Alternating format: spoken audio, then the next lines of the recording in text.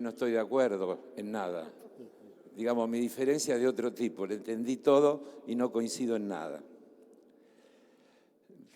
Es tarde, voy a hacer una serie de reflexiones telegráficas y también alguna pregunta final al ministro. Nosotros no somos hinchas del déficit fiscal. Primera cuestión. Ahora, cuando existe déficit fiscal, no nos engañemos y no hagamos juegos de palabras.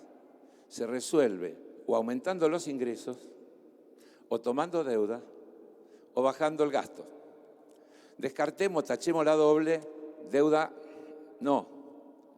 Los mismos que quieren bajar impuestos quieren suprimir el déficit fiscal. Por lo tanto, mienten, ocultan, no lo dicen, pero en realidad lo que están planteando es que hay que ajustar.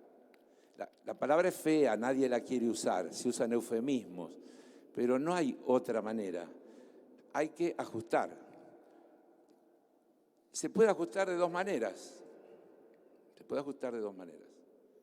Como dice el Fondo Monetario, eliminando gastos no necesarios. Por ejemplo, los intereses y las sobretasas, que es una manera de achicar el déficit fiscal.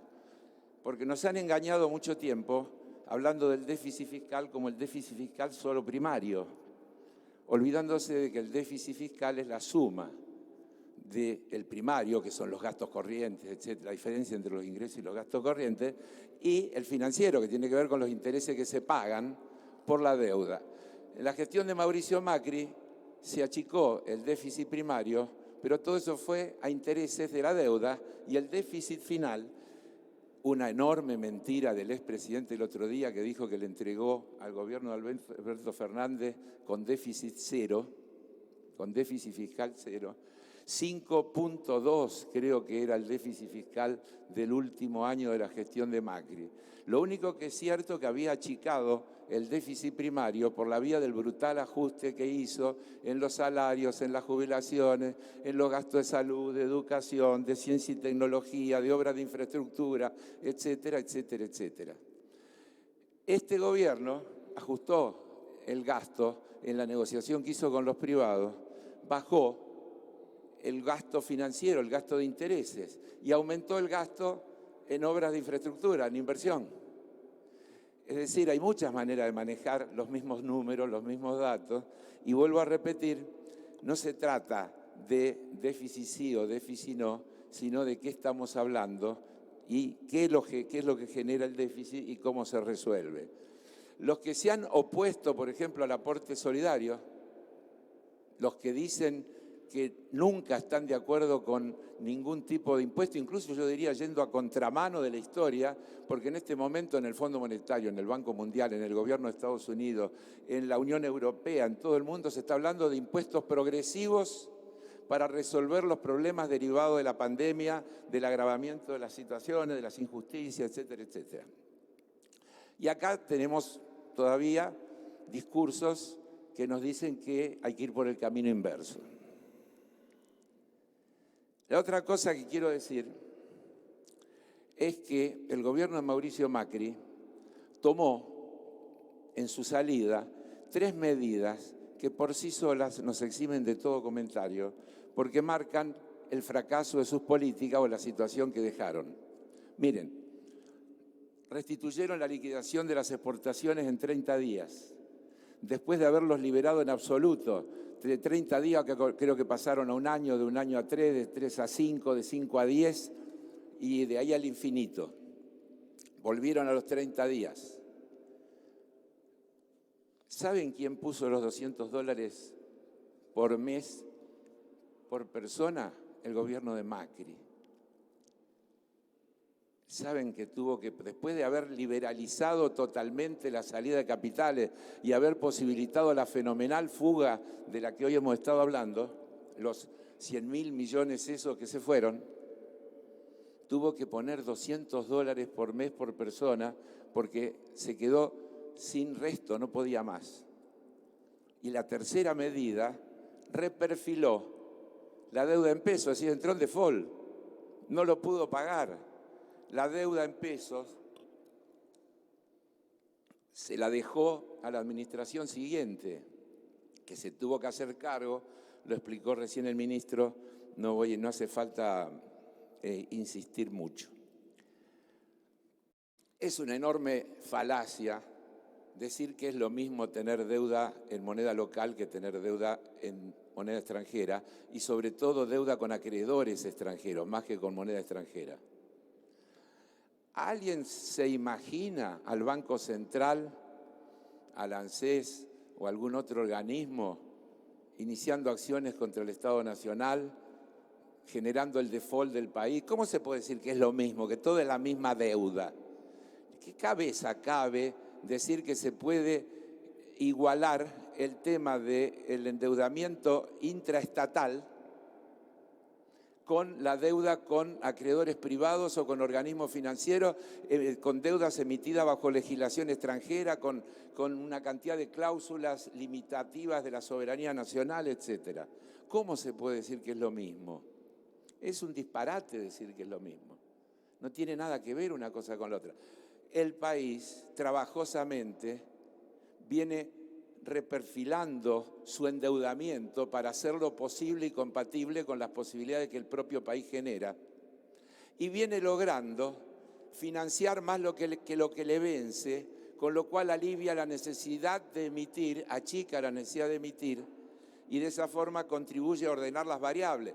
Entre paréntesis, algún día tendríamos que hacer algún debate de por qué todas las variables del presupuesto están cumplidas y los precios de las cosas siguen aumentando, que es una asignatura pendiente que tenemos para discutir, porque no es por el déficit fiscal, que es menos que el del presupuesto, no es por la emisión monetaria, que es menos que el del presupuesto, no es por el tipo de cambio que está por detrás de los precios, no es por las tarifas de los servicios públicos porque están congeladas, no es por los salarios porque todos se arreglaron pensando en las pautas del presupuesto. Sin embargo, los precios siguieron una carrera ascendente que obligó a la renegociación de todos los convenios colectivos de trabajo. Algunas teorías económicas, por lo menos, parece que habría que revisar. No es lo mismo hablar de Levax en la gestión de Cristina o de Néstor y de Levax en la gestión de Macri. Miren, una palabreja, Levax. Durante la gestión del gobierno de Alberto de Néstor y Cristina, las Levax eran un instrumento de regulación monetaria. Solamente podían tenerlo los bancos. ¿Qué hizo el gobierno de Macri? Lo abrió a los inversores privados. Al 20 de febrero de 2018, el stock de Levax del Banco Central, convertido a dólares, como a algunos les gusta, eran 70.150 millones. El 66% de eso estaba en inversores extranjeros principalmente y otros inversores no entidades financieras.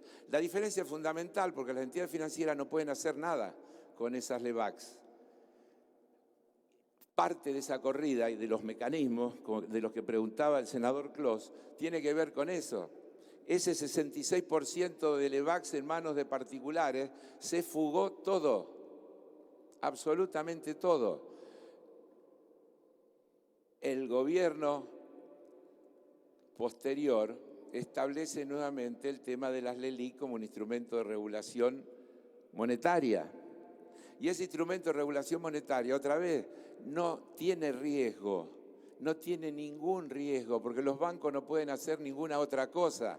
Si no existieran las LELIQ, los bancos tendrían que estar rechazando depósitos porque no tendrían qué hacer con esos fondos. Y si rechazaran depósitos, estarían facilitando, por ejemplo, la búsqueda desesperada de generar otro tipo de coberturas. Entonces, todo eso tiene que ver con una política muy racional que permite administrar en el medio de una crisis heredada fenomenal, brutalmente agravada por la pandemia. Las 9 emergencias que se plantearon en la ley marcan el estado del país que nosotros recibimos, ministro.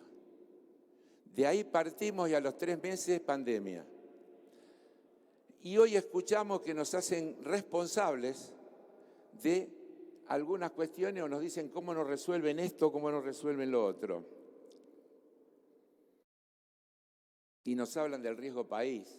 Claro, ¿cómo no va a haber un riesgo país alto? Ahora, tranquilo, la Argentina no tiene hoy chance, ni deseo, ni posibilidad, ni son nuestras políticas ir a buscar fondos al exterior. Pero eso no quiere decir que no nos gustaría que todos los indicadores se alineen, pero se van a alinear en la medida en que vayamos teniendo un país más normal, un país más tranquilo, que las variables se vayan ordenando, que las cosas se vayan cumpliendo y que vayamos viendo que efectivamente hay otra manera de funcionar.